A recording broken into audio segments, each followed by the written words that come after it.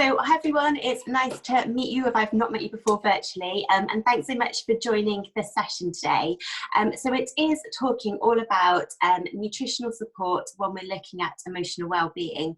If you joined the session last week or you've heard me talk before, I am just going to quickly go over the best approach to take when it comes to nutrition, just to set the scene and just to try and take some of the pressure off people. I'm really aware when it comes to nutrition, there's a huge amount of information out there, and often people can put an awful lot of pressure on themselves to have to make huge changes, you know, really try and be perfect, and that's not the case. And hopefully over the course of today you will really start to understand that actually making some really simple tips can make a really big difference to how you're feeling.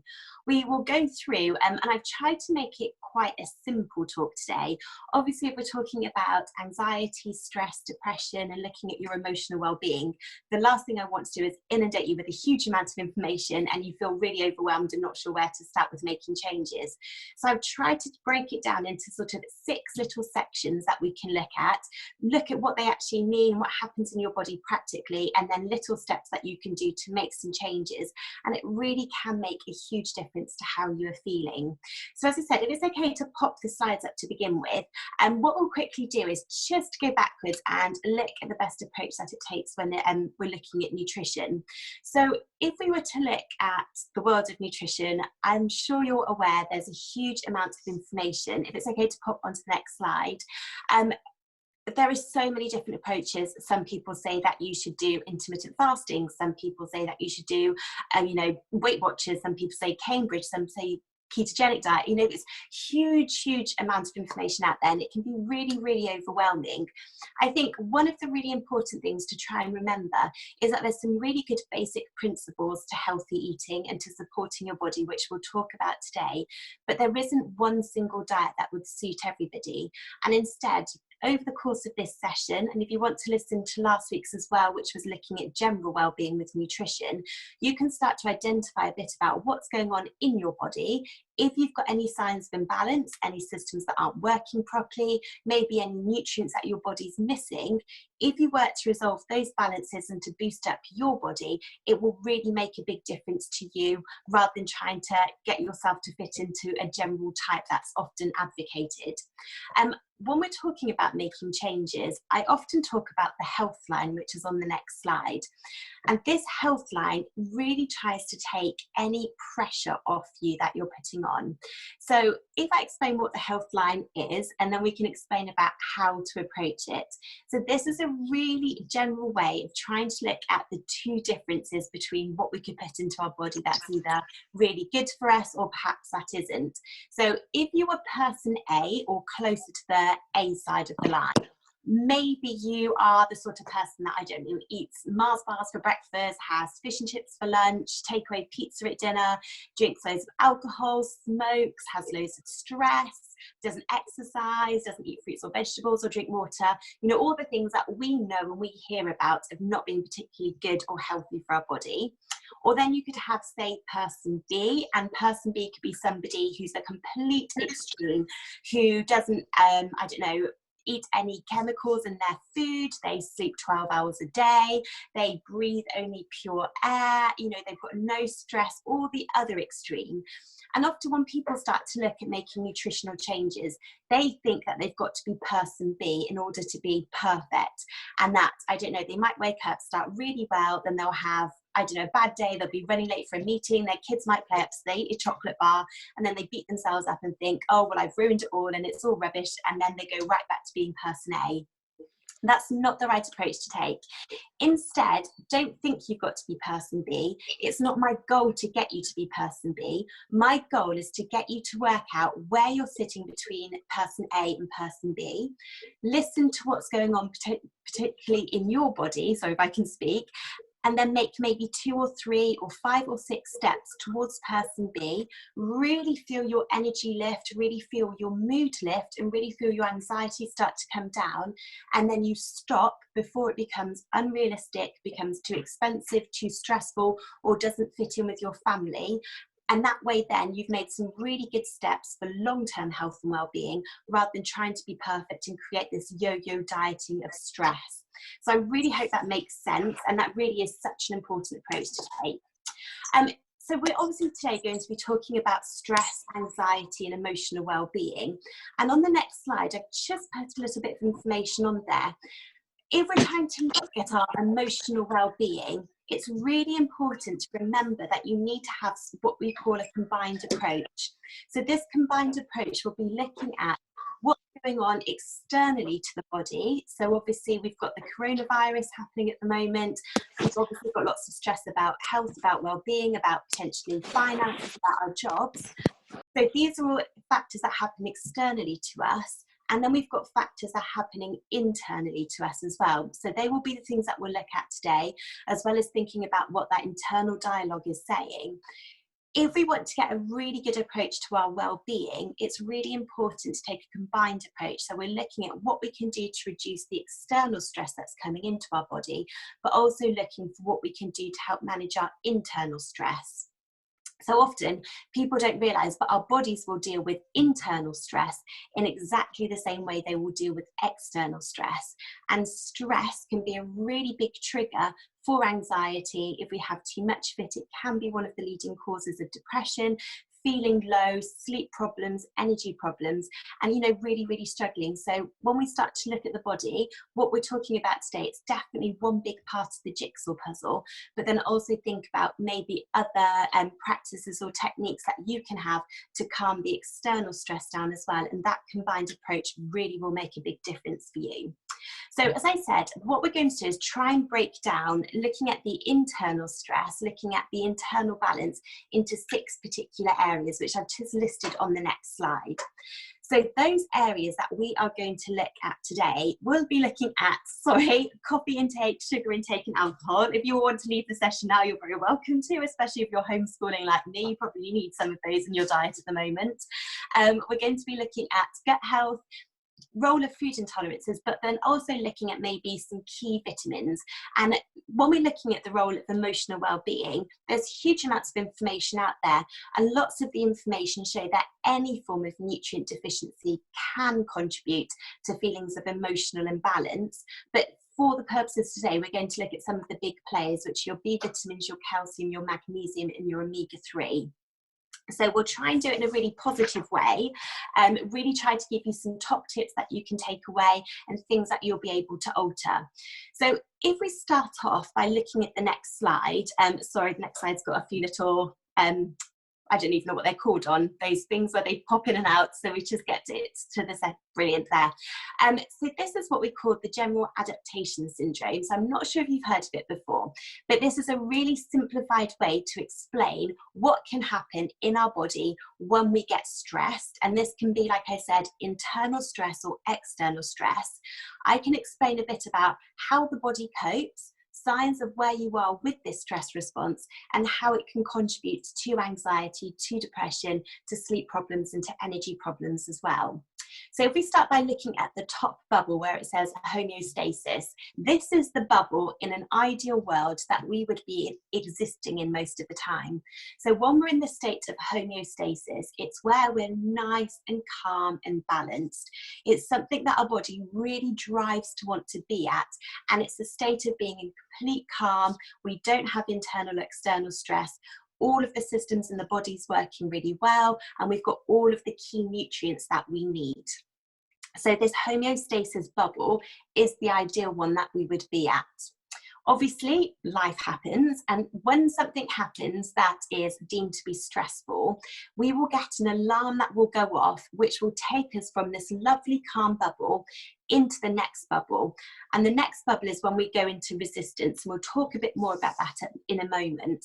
But when this alarm phase happens, the alarm is what we call the fight or flight response. I'm sure you've probably heard of it before. And this is when suddenly we get a signal to say, oh, there's some danger going on, we've got some stress happening, our bodies need to respond to that. And the way that your body will respond to that is to sort of change the processes that are happening. So all of a sudden we'll get a lot more blood flow to our muscles.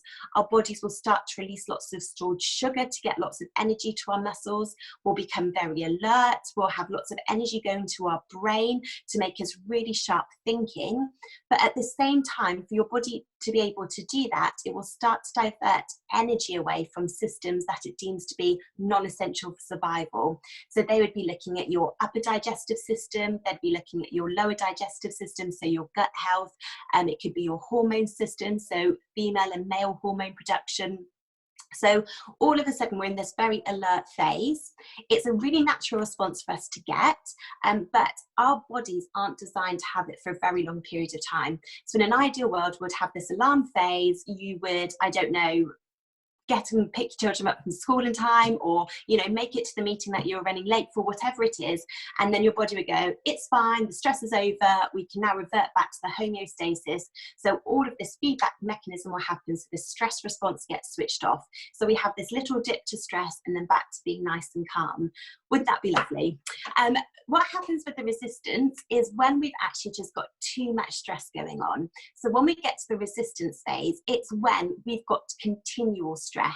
I don't think I've met many people at the moment who aren't experiencing some form of stress or another with everything that's going on. And what will happen is your body won't get that feedback to go back to the homeostasis, and instead it will have to get used to functioning with increased levels of the stress hormones. When we're in this resistant phase, you can often have characteristics of potentially being a bit more short-tempered. You will feel pretty wired, on the go all the time, not being able to switch off easily. If you were to sit and watch a film, for example, your feet will be twitching and your mind will be racing, thinking about everything else that you should be doing. When you're in the resistance phase, you've got an increased chance of wanting to have more coffee, more sugar, more stimulants, because your body needs something to keep this adrenaline, keep all these stress hormones going. And you can just find that, you're always on the go. You're not able to switch off. Lots of people can live in this resistance stage for a long time. And it's not normal for the body to be there, and the body will start to struggle with it. What will happen is if you spend too long there, or you get more and more stress coming onto your plate and you're not looking after yourself, you will finally move across to the phase that they call exhaustion. And that's when your body goes, forget it, can't cope anymore, can't keep producing all of these stress hormones, and your adrenal glands just temporarily start to shut down. When you're in this exhaustion phase, it will be where you really struggle to have any energy to get up and get going. Your body will crave more and more coffee and more sugar to try and give you that kick, to give you that hit, to get your body up and motivated, but your body won't respond to it easily. When you're in the exhaustion phase, you'll probably find that your mood and your energy levels really drop down. And if anybody came to you with any form of stress or any form of problem, you just wouldn't be able to cope with it. You would almost want to get back into bed and pull the cover over your head and go to sleep, because your body physically can't cope with all of the stress that it's been through. So this is a really basic model about what can happen. And I'm sure by talking today, you could probably identify whether you think, okay, I've got a bit of stress, but I definitely think I go back to being in the nice calm mode. You might be thinking, oh no, that's me, I'm definitely working in the resistant phase. Or for some people, you might be thinking, no, I've hit the exhaustion phase. Whatever phase you're at, your body can heal itself. If you've hit the exhaustion phase, it doesn't mean that you're stuck there. And what we'll do is talk today about what you can do to really help to boost the body up and to get you to move away from exhaustion or resistance, and to get you back to having these little bubbles of the homeostasis part that we really want. So when we're looking at what we can do and how we can really support the body, I think one of the best systems to look at and to really focus on to begin with is actually to think about what's going on with your gut health, believe it or not. You might be here sitting there thinking, you're feeling really anxious and stressed, and I want to talk about poo, but hopefully as we get going with this, you'll start to understand exactly why it is so important to start to look at. So when they started to look at the role of gut health, it used to be a subject that many people wouldn't talk about very much. And it used to be a subject that people felt embarrassed about, because when we were looking at our gut health, people were only really thinking about it being a source of eliminating waste from the body. they have started to do more and more research into the role of our guts, into the role of the small intestine, the large intestine, and the bacteria that live in them. And actually, it is showing that they have got a huge role to play in terms of our emotional and physical well-being. Some scientists now actually term your gut and your large and small intestine to be the second most important organ in the body, simply because of the impact that it has on our health. So if we start to think about this impact, generally speaking, it will impact your immunity, it can impact your metabolism, it can impact your hunger, it can impact how well we absorb some of our key nutrients. And as you saw at the beginning, we've really got some key ones that we want to think about boosting up. But if we're looking at it in terms of how it affects our emotional well-being, that's all to do with something that they call the brain-gut axis. So the brain-gut axis is this emerging area of research, is okay to pop onto the next slide, that they're looking at, and it's the direct correlation between what goes on with the brain, the neurons in the brain, the neurotransmitters in the brain, and actually what goes on with your gut health as well. So if we are looking at your gut health, what we really want to do is to get your bowels working as well as we can do. And as I said, you've got this link between the brain and the gut, and it's linked with your nervous system. And there's especially one part which is called your vagus nerve. And the vagus nerve directly connects what's going on between the brain and the gut. And it actually has a two-way communication. So if anything's in imbalance in your gut, that communication will go up to the brain and create an imbalance. And likewise, any imbalance that's going on with the brain, so maybe stress and anxiety, can then go and create an imbalance with what's going on with the gut. This is all to do with the neurons that are found. So neurons are like these little chemicals that happen to help and change how our gut and our brain work. We often hear about neurons with the brain, and there's over 100 billion neurons in the brain, but people don't realize that we've actually got 500 billion that happen in the gut. So actually a lot more of our neurons, our neurotransmitters, including your serotonin, are actually produced in the gut. And they say with your serotonin, which is your feel-good hormone, there is around 75, 76% produced in the gut.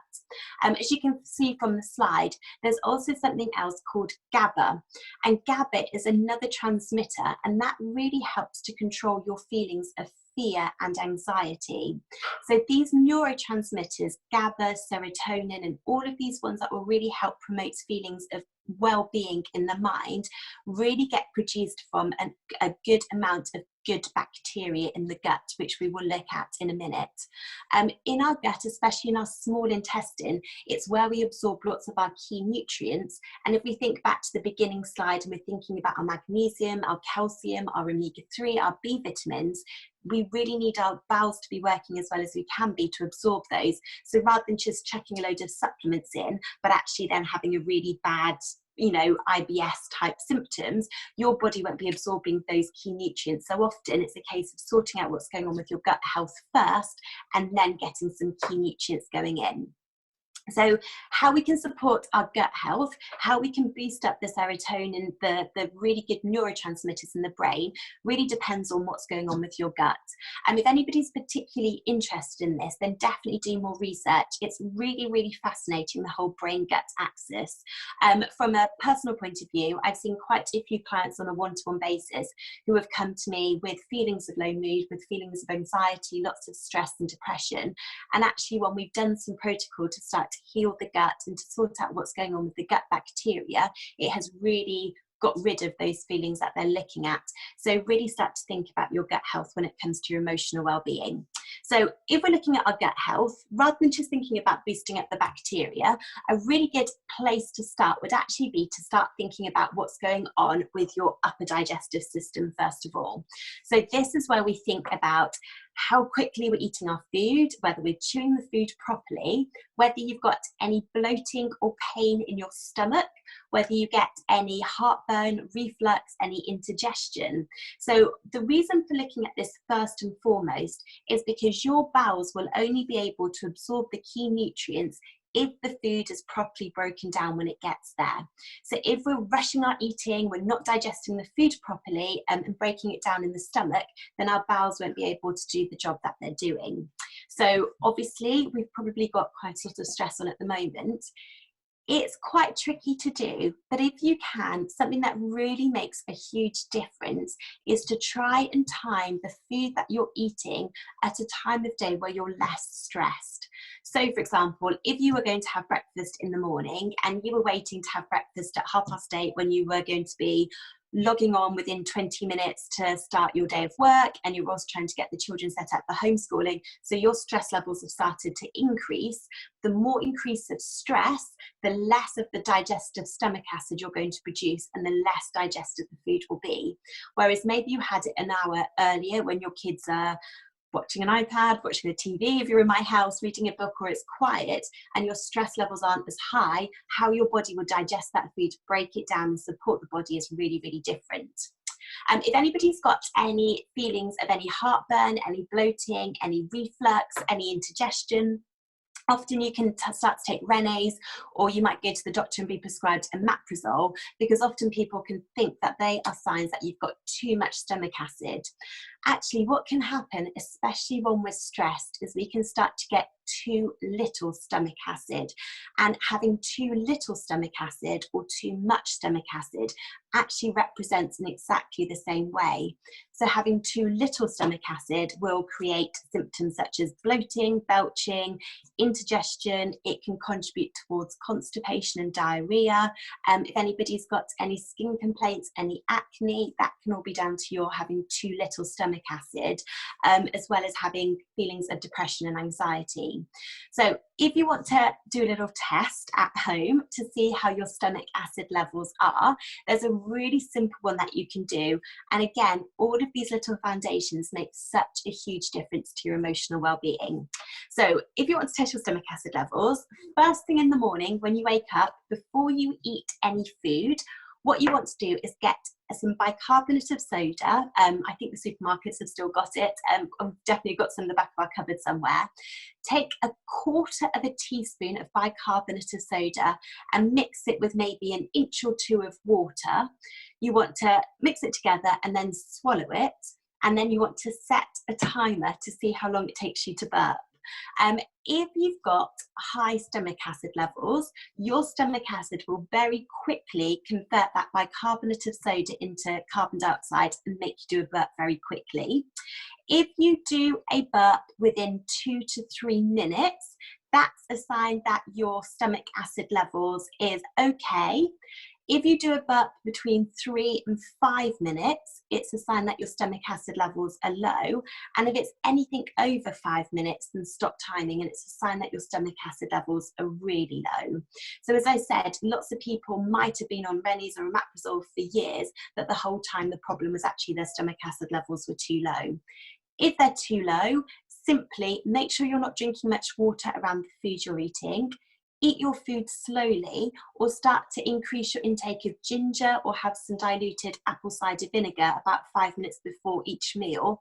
And that will really help to boost up how well your stomach starts to break down this food, starts to release these key nutrients, and then really starts to feed this positive bacteria in your gut, which will really increase your levels of serotonin and your GABA to help with, low mood, anxiety, and the feeling of fear. So I know it might sound like we've gone off on a tangent, but really when we want to start boosting your body up, this is a very simple step, but really can make a big difference to how your body is feeling. So obviously then we've started to look at what's going on with your stomach acid. We've started to look at your upper digestion. Then what we really want to do is to focus on what's going on with your gut health. And as I said a few minutes ago, the way to resolve and to support your gut health really depends on what's going on with your bowel health at the moment. So signs of having a bacteria imbalance, where you've got maybe too little of this good bacteria to support the neurotransmitters in your neuron production, and you've got too much of the negative bacteria which work against the body, can really depend on each individual. Any irregular bowel movements would definitely be a sign, so whether it's constipation or diarrhea. If you find that you get bloating or you're windy, any skin problems, so any rashes, acne, any inflammatory condition in the body can really be a sign of imbalance in the gut, as can having a food intolerance. nights. If you feel your energy is very low, you get dark bags under your eyes. And another really important sign is if you stand in front of a mirror and you poke your tongue out, if you've got any white coating on your tongue, that can really be a sign that you've got an acidic gut. So it's definitely something that you want to look at. So if you were sitting at the one extreme of those symptoms thinking, oh yeah, really ticking quite a lot of those boxes, drop me a message. My details will be on the last slide, and I'd be really happy to have a little chat with you on a one-to-one to let you know what might be a good idea to help support yourself. Generally speaking, diet, lifestyle factors that contribute to negative bacteria overgrowth would be having lots of sugar in your diet, lots of yeast, having a diet that's very low in fibre, if you're quite dehydrated, and if you've had quite a high antibiotic use. So if you're sitting at that end and you've got a lot of those factors, message me. For anybody else who wants to just generally support their gut health, thinking, well, actually, I'm definitely a bit bloated, my bowels are okay, but I really want to boost up these good hormones that are being produced. If we could pop onto the next slide, this is a very general whistle-stop tour of what you can do. So first and foremost, you want to really make sure that you're drinking plenty of water. So look to aim for around 2 litres of water a day. If you can, really start to bring down how much yeast and sugar that you've got in your diet. And we're going to talk about sugar in a second. Really start to boost up your intake of insoluble and soluble fibre. So if you're looking at whole grains, nuts, seeds, wholemeal bread, quinoa, vegetable sources of protein, as well as lots of fruits and vegetables, they will really help to keep the bowels working really well, but they're also very good at being, as the term says below, prebiotic foods. So these are foods that really help to feed the good bacteria. And then for anybody who wants to do a bit of an extra boost, they've started doing lots of research looking at feelings of anxiety and lots of stress and starting to supplement these probiotics. So probiotics are normally in capsule form, and they're physically the positive bacteria going into the gut. When they've been looking at these researchers, there's lots of trials that have shown over a 6-week period, by increasing your intake of bifidobacterium and lactobacilli, which are 2 species of bacteria, people who've been suffering from anxiety have had their levels reduced by over 40%. So there's lots of really promising research to look at the emotional well-being, simply because these good bacteria will really help with your GABA, your serotonin, and all your other neurotransmitters as well. So they would be the best approaches to go to look at, to really starting to support your gut health and to be boosting up. When we start to think about our stress and we start to think about that homeostasis bubble, then go into the resistance bubble and then to the exhaustion bubble, obviously we've talked about external factors playing a part, but actually internal factors can play a really big part as well. The biggest contributors to internal stress are too much caffeine and too much sugar, as well as a bit too much alcohol.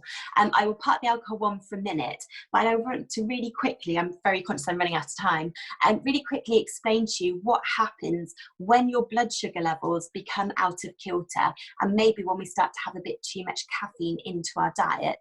So the next slide should just give you a little breakdown, hopefully, of what goes on. Brilliant. So this is, in a very simplified way, a 24-hour cycle of a day, and at the top would be showing your levels of your blood sugar level.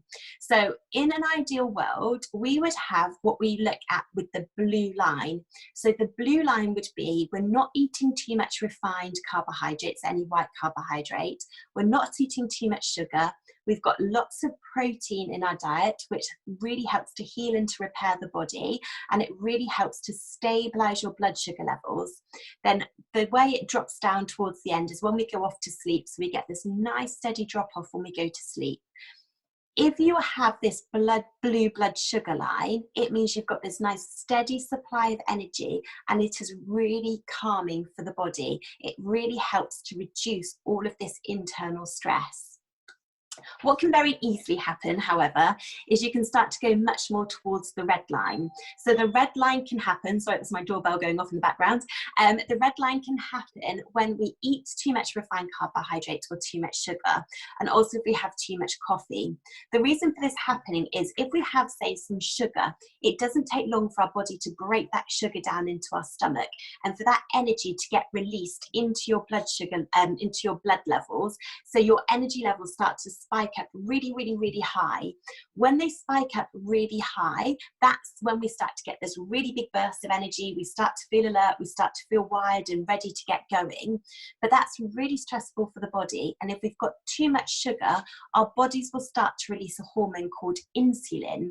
And insulin's job is to take all of the sugar out of your bloodstream and to take it away to try and regulate your blood sugar levels. So you could see if, I don't know, you had a Mars bar for breakfast or some cereal that was high in sugar, or maybe you had, I don't know, some white toast or even some muesli or lots of fruit, your blood sugar levels go really high. That within 40 to 45 minutes, your blood sugar levels will drop and be rock bottom. When you're at the rock bottom phase, that's when you can start to get physical symptoms. So you can start to get quite shaky, you can become really, really, really tired, and your energy starts to become very low. But actually from an emotional point of view as well, when your blood sugar gets too low, and they call it hypoglycemia, that's when you can start to become feeling really quite vulnerable. You can start to become much more emotional. You know, how well your body can cope with different situations can really start to become impaired, and it becomes really, really difficult to function emotionally as well as you can be. When you're down there and you're rock bottom, you're much more likely to start to crave sugar because your body wants to pick its energy levels back up. So then you start to get this yo-yo of sugar highs and sugar lows, and it really contributes not only to your internal stress, but also can really adversely affect your emotional well-being as well.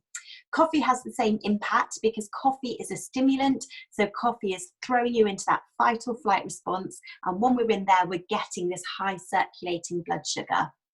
So quickly, if we first of all think about your sleep pattern, obviously not having enough sleep creates lots of stress in the body, and not having enough sleep for a continued period of time can really affect how we feel emotionally. I've had 2 young children, when they were going through their no sleep phases, I honestly can say I struggled so much because you're going into survival mode. If we think about what we can do to really help our sleep patterns, first of all, it's about stabilizing your blood sugar levels. So if you look at the red line where it drops off, when your red line drops off, so you're asleep, but your blood sugar gets too low, your body won't be able to stay asleep. Instead, all these signals will start going off saying, I need to be asleep, but I haven't got enough energy. I really need to release some stored sugar so that I can stay asleep. The way that your body does that is to give you a hit of adrenaline, to put you into that fight or flight mode, to then get the circulating blood sugar levels back up. As you can imagine, if it's 2 o'clock in the morning and you've had a big hit of adrenaline, that stress hormone, you will find that you wake up, you're wide awake in the middle of the night, mind racing, you know, everything feeling so much worse, can't get back to sleep. And then after about 2 hours, you'll go into a deep sleep. And then when your alarm goes off in the morning, you'll feel absolutely shattered. So if instead you can get your blood sugar line to become the blue one when you go to sleep, you're going to start to get a much, much better night's sleep, which will really help how you're feeling. Some top tips for doing that would be about an hour before you go to bed, have a small snack, make sure it's really high in protein. So it could be nuts, seeds, it could be some protein powder, it could be, you know, an animal source of protein, and a little bit of complex carbohydrate. And that will really switch the insulin off and really help your body just to release that energy nice and slowly. And within a couple of weeks, you'll find that your sleep patterns really start to stabilize.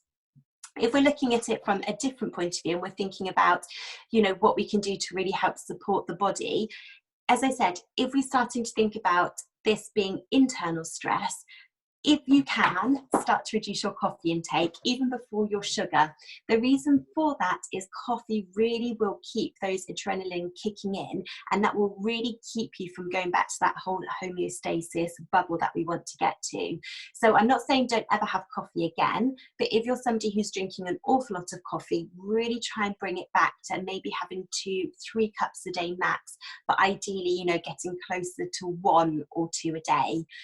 It can be a real challenge because your body will become very reliant on it. So you might find that you sort of start to feel a bit worse before you feel better, but it will really start to reverse what's going on, that stress response, and then what's going to be happening with your body emotionally from it. The final point I'll make on the side, because I am really aware that I'm over talking a bit, is that obviously this is looking at your sugar intake. And when we looked at the previous slide and we were thinking about all these brilliant bacteria in our gut that we want to get working really, really well, sugar actually works against them. And sugar feeds the negative bacteria. So sugar really does have a bit of a double whammy in terms of our emotional well-being. Not only will it cause this big spike of being up and down, impacting your energy, impacting how well you're able to cope with different situations, but also all of that sugar will be feeding the negative bacteria, and the more they overgrow, the less your body's going to have the positive bacteria to be producing this serotonin, this GABA, and these other really positive neurotransmitters. So start small. If you're going to make any changes here, I would say always make sure you're replacing it with something rather than just taking it away. And the next slide does just show a couple of quick top tips of what you can do, but I'll go through these ones quite quickly. And the key really is boosting up protein, because protein really does help to stabilize your blood sugar levels. Cutting down your coffee, adding some cinnamon in is really good. Avoiding anything that's low fat. Generally speaking, low fat produce can be quite high in sugar. And if you're buying anything shop brought, just checking the letters on the ingredients list. If you're somebody who thinks, crumbs, I'm really eating an awful lot of sugar, I'm really reliant on it, I've really got a lot of coffee, I can really feel my blood sugar levels going up and down throughout the day, have a chat with me, because there's a brilliant supplement called chromium bicolinate, and it's one that they're looking at when they're looking at reversing type 2 diabetes, and it's very good at helping your body respond to your insulin. But before taking it, always speak to me to make sure there's no contraindications between any medication or any health problems that you might have. And then lastly is thinking about your gut health. So blood sugar, coffee, gut bacteria, really, really big things. Even if you can only, increase your water intake, that's really going to start to help your gut bacteria. Any small steps that you can do. To finish off, as I said at the beginning, there are some key nutrients. So these would be like the big players that we could think about when we're looking at, supporting our emotional well-being. So as I said to begin with, any form of nutritional deficiency really can contribute to emotional well-being imbalance. But some of the really big players are your B vitamins, your magnesium, your calcium, and your omega-3. So in terms of B vitamins are a group of vitamins, and they've got lots of different roles in the body. They're used really importantly for mental clarity, for mental well-being, but they're also really important use for energy production in the body. If we drink lots of alcohol, she says, I'm homeschooling 2 children, I completely understand the need for it at the moment, but if we're drinking an awful lot of alcohol, when we've got alcohol uses up the B vitamins to be broken down and to be metabolized. So if you've got a diet high in alcohol, your B vitamin intake is going to start to be depleted. And if we've got lots of stress, so whether we're in the resistance phase or the exhaustion phase, the stress response also starts to use up the B vitamins as well. So if you start to get a B vitamin deficiency, your energy levels are going to start to drop down. Then it becomes a bit of a catch-22, where then you're going to be craving sugar and caffeine to keep you going to boost your B vitamins up. I would say really think about trying to boost up your levels, green leafy vegetables, whole grains, really good sources, or think about getting a B complex supplement. It's water soluble, so it's very difficult to get too much B vitamins into your diet, but it really makes a huge difference to your energy levels. And if your body's got more natural energy coming from nourishment rather than from a stimulant, it starts to make a really big impact on your mental clarity and your mental energy as well. There's a really good supplement from a company called NutriAdvance, which is their Mega Mag range. So it's got magnesium, which is the next one, with lots of B vitamins in as well. And they do a full range of them. So if anybody thinks that they're in, say, the resistance phase, they do a really good one, which is called Mega Mag Calm Ease, which has got lots of different components to help calm the body down. Anybody's in the exhaustion phase, they do one that's called Energen Plus, which really helps to boost up your energy levels. And they also do one that will help you to sleep at night. And it's one that I've used with quite a lot of my clients, and they've had really positive results from it. You can go onto their website, which is www.nutriadvanced.co.uk, or you can order it through Amazon. If you want any tips, again, just drop me a message and I'll be really happy to let you know. But always make sure there's no contraindications to any medication or health complaint. So magnesium, really, really, really good for relaxing the body, really good for the nervous system. You can get it through food, but you can also get it through Epsom's bath salts. So you can get those in Tesco's at the moment, or any other supermarket, I'm sure. And actually having a bubble bath or bath in these Epsom bath salts really helps your body absorb the magnesium through the cells of your skin into your muscles. So if anybody's doing lots of exercise, it helps relax the muscles, but it also helps your body absorb it, so you're not always having to have things through supplements. And it also means I'm telling you all that you need to have a bubble bath at least 2 to 3 times a week, and you want to be in there for as long as possible. So if you've got young children at home, the nutritional therapist has told you that 3 evenings a week you need to go and have this nice long bath away from them. And it really can start to make a huge difference, again, to calming the body, to calming the nervous system. Calcium is really needed for emotional well-being as well. We often hear it about the link with, you know, your bones and having healthy bones, but actually it's really important for building up these neurotransmitters. And some of the first signs of showing that we've got calcium deficiency are increased levels of stress, anxiety, and depression. So really start to think about boosting up, you know, it's not just dairy foods, but you're also looking at if you've got fish with bones, and so if you've got sardines and things like that. Again, green leafy vegetables, they're a bit of a star of the show, as you can see. Tofu, soybeans, all of those are really good. And then the final point I will make, because I know I've gone over by a few minutes, is omega-3.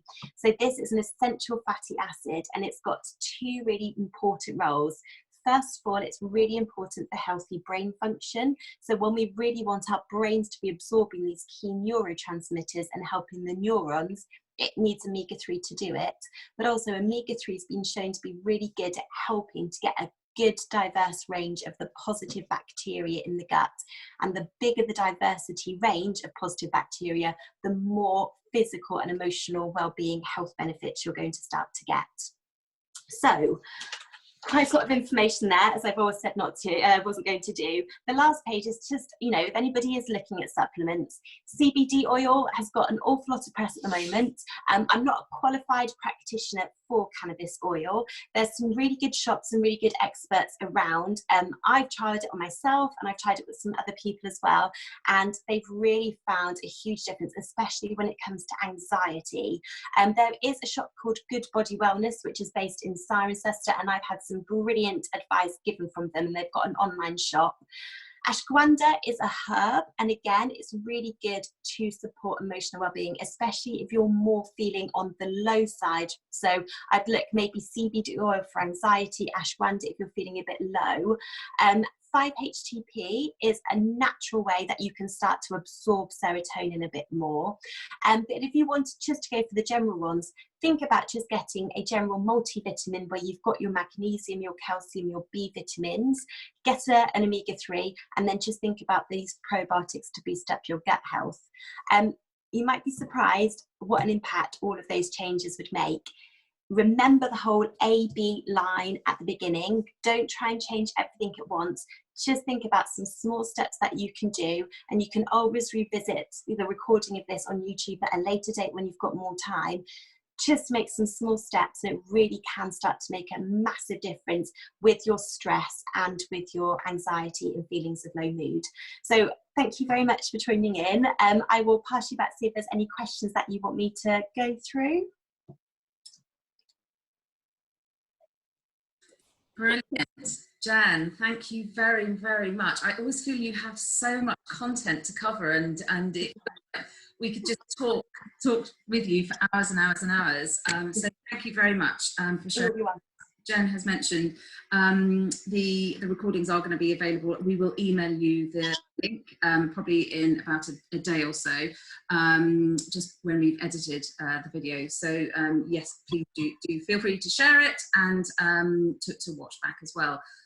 We've got lots of questions coming in, and I can quickly go through those. If people do need to drop off, of course, please do disappear, because I appreciate we're running slightly over, but we will we'll go through the questions as quickly as we can. One of the early questions that came on, which is quite interesting, is that predominantly it's women that have come and joined this session today, and women tend to have more of an interest in nutrition than men.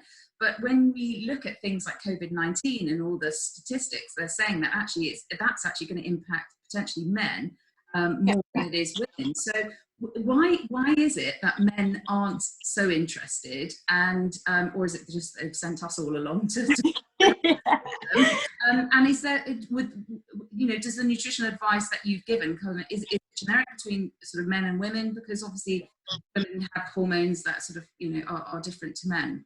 Yeah, no, absolutely. In my experience, I've had probably 90% of my clients and 90% of the people that come on any of my courses will be females. I don't know why. However, I will then always get emails to say, oh, I've passed this information on to my husband. He's made some changes and now he feels so much better. So it absolutely is relevant to both males and females. In terms of the hormones, we obviously do have our female hormones, but in terms of the GABA, the serotonin, or the neurotransmitters that make us feel good, it's exactly the same for men and for women. So if you've got a husband, a brother, a friend who is male, who is, suffering with any emotional well-being issues or got lots of stress, then just point them in this direction, because all of this information would be completely relevant to both genders. Brilliant. I think it's also really, we're very aware that we're all in these very stressful times at the moment, and I think lots of us can probably relate to being in the exhaustion phase, and it was really great that you had the triangle diagram, and to know that we can kind of move between them. So that I think is definitely something that we can all relate to at the moment. If there were one or two things that people could do on a daily basis, or to make a start to take them away from being in that exhaustion phase, what would be your tips? You've shared a lot with us today, and it can make you feel overwhelmed for people who are just starting out on their journey to nutrition. What would be the one or two things that you would advise? So if I was going to start anywhere with just some simple changes, I would say the first thing that I would try and do is to reduce your intake of coffee, just because that will really get your body to struggle to move from either the resistance or the exhaustion phase.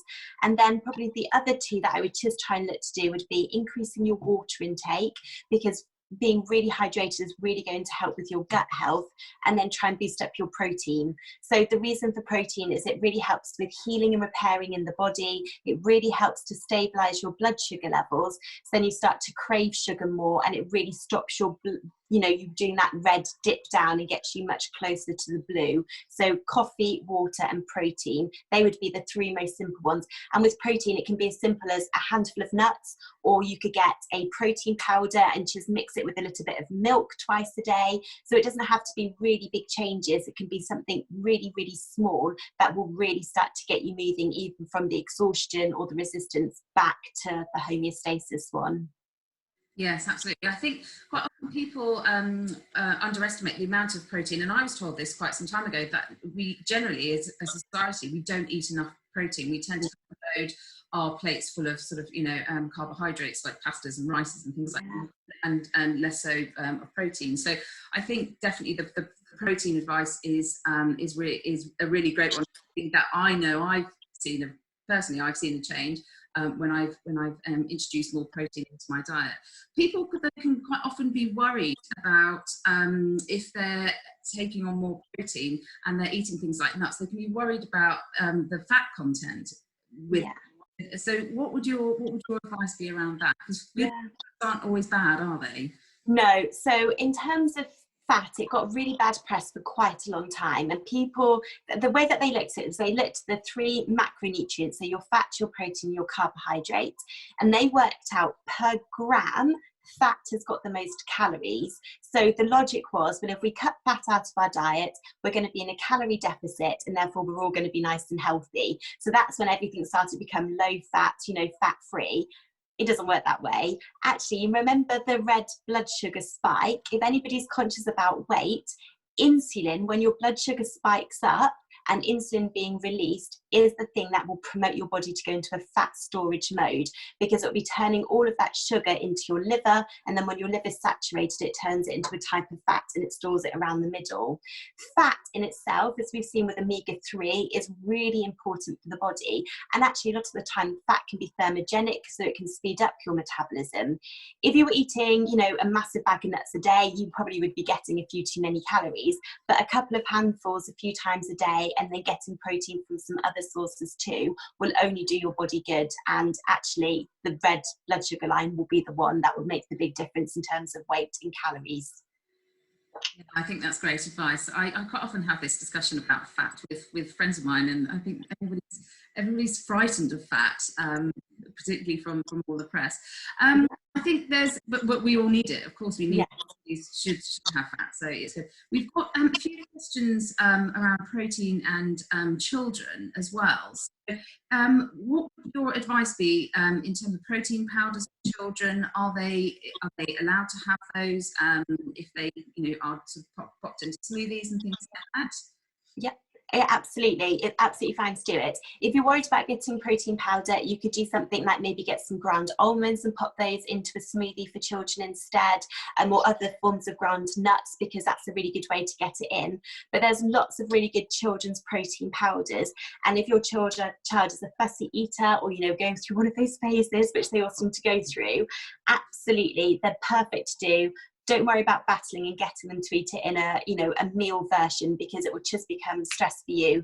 If they've got their nutrients coming in, it doesn't matter what form. So yeah, protein powders are absolutely fine. Just make sure you're getting the right levels and the right quantity for your child. And again, if anybody's got any specific questions, message me and I can let you know for the age and for the gender how much protein they should be getting.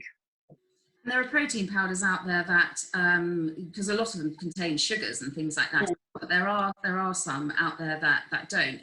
What people want to really kind of limit, because children quite often can have, there's a temptation to give them biscuits and all those things throughout the day to kind of, they need a bit of I need to give them a snack or something like that. Well, have you got any advice as to where to maybe get hold of some protein powders that perhaps more natural and don't contain all those sugars and things? Yeah, I mean, there's a really good website called My Protein that do really good protein powders.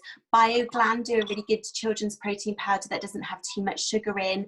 NutriAdvance do a really good one as well. Or even if you're getting some very natural ones like a pea protein, they normally contain no sugar, but they've got quite a savoury taste. So you'd have to hide that into maybe a savoury meal. Or even hemp protein, again, has got a good amount of protein in. If you look for protein as well, often if you look at children's yogurts, you can get some very low sugar ones, thank goodness, and they can often have quite a bit of protein put in there as well. So you don't always have to have a battle. There's different ways around getting it in. I will put some recipes on my website. I've got some really good sugar-free children's ice cream recipes that you can make and things like that. They've got chocolate chips in, but they're dark chocolate chips. They've got bananas in to make them sweet, but they've got protein powders in. So the children think they're having a bowl of chocolate chip ice cream, but it's got no sugar and it's got loads of protein, so it's a win-win. So I'll make sure I pop those up on my website over the next couple of days so anybody can download them for free if they want them. Oh, we all love a little tip where we can get one over on the children, don't we? Yeah, it's a food win for the parents. Can we talk about supplements for growing teenagers and whether they're a good thing, not a good thing, should we give them to them or not? Yeah. Advice on that? I mean, in an ideal world, we would get all of the nourishment through the food that we eat. But the problem is, I won't go into it, but through different farming methods, through different ways that food's processed now, a lot of the nutrients can start to get missing from the food that we're having. So it isn't always as easy as you eat a varied diet and you get everything that you need. And often we do need a few extra supplements into our diet. If you're having supplements, it's fine for growing teenagers to have them. I would say try and get as much through the food that you're having, but don't give them a supplement and have them on it for years and years. I would say have a supplement for a month or two, see how their body responds, and then stop it. If they start to get more tired or lose weight, or skin gets worse, anything along those lines, then reintroduce the supplement back in, because it's a sign that the body was missing those nutrients. If they don't see any difference and they feel absolutely fine not having them, it's either a sign that the body's got the nutrients it needs or that they weren't missing to begin with. So, but I would, look for a general multi if it was a teenager. Definitely think about omega-3 and definitely think about protein if they're growing, because their body really needs those components to make them nice and strong. And while we're talking about protein as well, somebody here has said that doctors are now saying that protein is less necessary and we should be looking at more of a plant-based diet. Now, there is a lot of discussions around we should all be eating more plant-based diets and veganism and all of those kind of things. But I'd be interested to know what you think. Yeah, that was. Have you seen the Game Changers documentary before? The one that's on Netflix. So it was one, and I think because it was done from an athletic point of view, it was one of the documentaries that has made me have the most questions about whether we eat animal sources of protein, whether we eat plant sources of protein. I don't think anybody's debating whether protein's important. I think it's maybe more the source that we get it from. So whether we get it from plant-based sources, so you're looking at chickpeas, soya, lentils, the vegetable sources, whether it's from an animal source. Oh gosh, it's how long is a piece of string?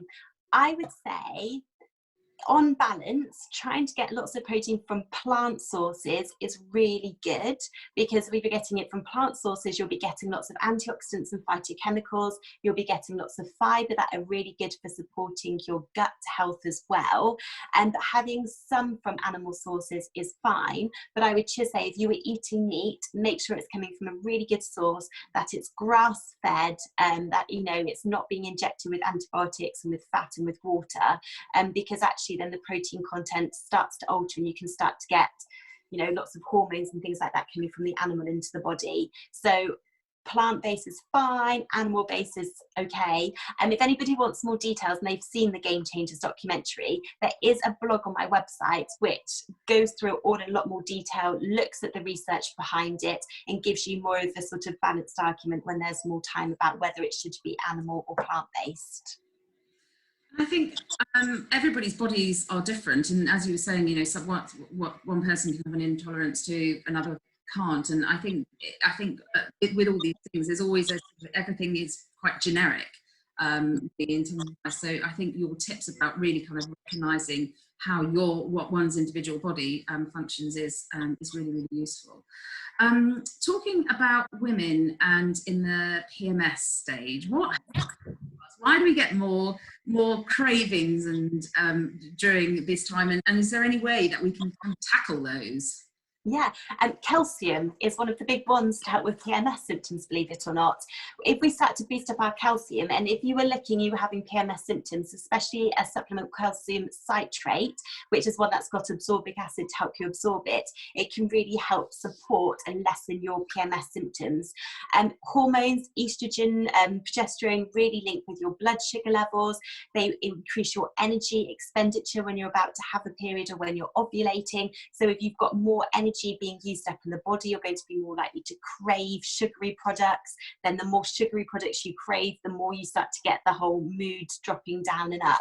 So really think about protein, but really think about calcium as well during any patches of PMS, and it can make a really big difference. And if somebody's suffering with constipation and they want to get regular bowel movements, if they find that if they eat too much fiber, they get stomach cramps. Is there another way that's regulated? Yeah, so if you're starting to get lots of constipation, but too much fibre is aggravating the system a bit, I would say to start to go a bit more gently. So maybe keep your diet as it is for now, increase your water intake, and then you could think of several different things. You could either think about L-glutamine, which is really important for the lining of the gut. So if your gut lining starts to get a bit altered because it's not as its integrity, if I can speak, sorry, because it's been a long session, isn't as good as it could be. L-glutamine can be really good at helping to build that back up, and then really helping what they call the peristaltic wave, which is the wave that the bowel does to make things pass along. Or if not, some ground flax seeds can be really good. They are full of omega-3, which is really good for the diversity of the bacteria in the gut, but they really help to start to regulate and to get the bowels moving. Only start with 1 teaspoon a day, and then make sure you're having lots of water on top, and they can be some of the best ones to get things going. Whereas if you start to just try and increase how much fruits and vegetables you're getting, you can find that you get really upset stomach, and then you sort of go back to not eating it and you go into this yo-yo. So L-glutamine or ground flaxseed would be where I would go for that. I think everybody's learning so much more about gut health. It's really fascinating, and something that I think we're all seeing the impact that it can have on our bodies. And there's a question around gut health and the impact that it has on periods. So somebody's recently lost their periods and noticed that quite often they are constipated and struggle to digest food. Yeah. What would you recommend for that? Yeah, I mean, your hormones really regulate your digestive system as well, and there's such a big link between your levels of estrogen and progesterone and what's going on with your metabolism and supporting your digestive system. So what I would say is, if that was happening, I would really try and boost up your intake of what they call the phytoestrogen rich foods. So they would be ones that would really help your body to increase its levels of positive estrogen, so nothing damaging in the body. And the more that happens, and the more your estrogen levels start to balance out, the more it's going to help support your digestive system. So phytoestrogens really are your vegetable sources of protein. So lots of chickpeas, lentils, kidney beans, all of those in your diet can really help to stabilize it. You can get some really good supplements as well that can really support it.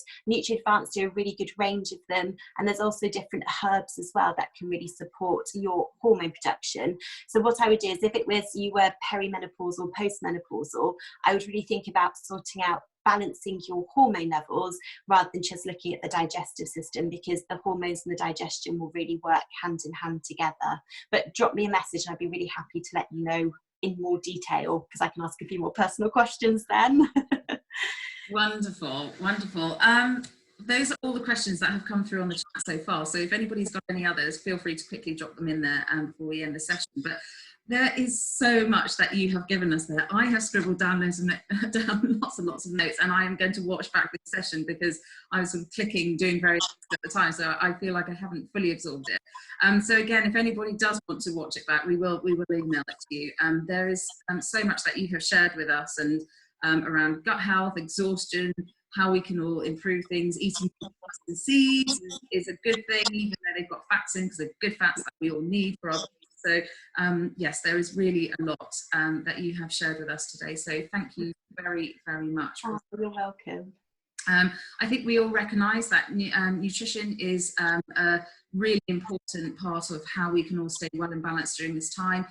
It's part of a series of events we have put together to support overall well-being, and I think, Jen, you could also say that looking at sleep and breath work, and there's lots of other things that can really help support the body during this time as well. So we are running a series of events that are here to support you alongside Jen's nutrition course today. So do check those out. They are in the same place for this event on Eventbrite, or you can go onto the Zest Global Events website and you can click back and watch any of the events that have already happened if you've missed any of those, and you can have a look at some of the events that are coming up as well. We've actually got a cooking course tomorrow, and they're cooking chicken ramen. So again, a whole heap of lovely ingredients that are good for boosting your immune system. So do enjoy that. Jen, is there anything else you'd like to say before we disappear? No, just thank you so much for having me. Definitely listening to any other of the events that you're running, because like you say, it really is a combined holistic approach. So it will be looking at things that can help calm the body as well as the nutrition.